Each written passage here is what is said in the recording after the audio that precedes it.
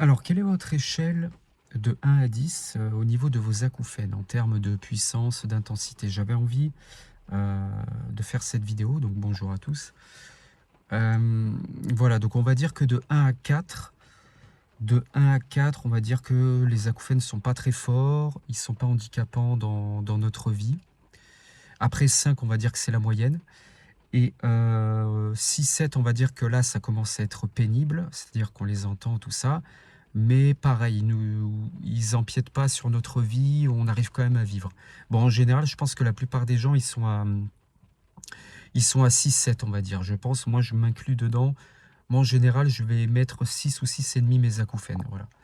Et après, on va dire de 8 à 10, là, par contre, les acouphènes sont très forts et ils gênent carrément dans votre vie. Donc, par exemple, quand vous parlez avec quelqu'un, vous les entendez. Au travail, vous les entendez. Bref, votre vie devient un enfer à cause de ça et peut-être que vous avez perdu un emploi, peut-être que vous avez dû vous inscrire à la MDPH, même si en temps normal, c'est pas considéré comme une maladie professionnelle, mais je suppose qu'il doit y avoir des cas très très spécifiques où vraiment c'est infernal dans la vie de quelqu'un. Alors c'est peut-être votre cas, je sais pas si vous regarderez cette vidéo, mais sachez en tout cas que si vous êtes sur une échelle entre 8 et 10 et que vos acouphènes sont très forts, très très forts, bah, sachez que c'est pas la fin. C'est-à-dire, comme je vous l'ai dit, moi, selon moi, je pense qu'on peut en guérir. Et ce qui est bien, c'est que si jamais vous avez des acouphènes de 8, entre 8 et 10, eh ben,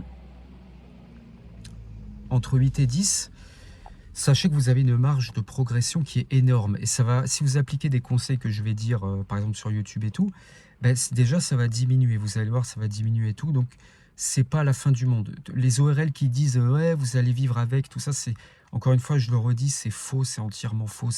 Ils sont juste paumés, ils connaissent pas le sujet. Il y a des gens, ils ont des cancers, ils arrivent à en guérir, tout ça. Ben, les acouphènes, c'est pareil. Il y en a qui ont des acouphènes et de l'hyperacousie et ils en guérissent. Moi, j'ai passé l'acceptation, ça fait un peu plus de 6 mois que je les accepte et je sais que je vais en guérir, mais là, je suis juste en ce moment dans la phase de transition.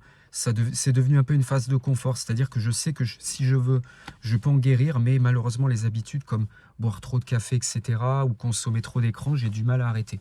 Mais je sais que si, je peux y arriver, en fait. Si je veux, je peux arrêter mes acouphènes et tout. Donc voilà, quelle est votre échelle de entre 1 et 10? Moi, je pense que la plupart des gens, ils sont situés à 6, 6,5 comme moi. Mais voilà, et si vous les avez très forts, sachez que c'est pas une fin en soi, que vous pourrez, ça va diminuer, que vous pourrez en guérir.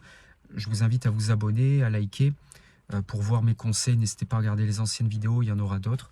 Donc voilà, c'était une petite vidéo. J'avais envie de faire une vidéo sur on va dire, une échelle de 1 à 10 au niveau de la puissance des acouphènes.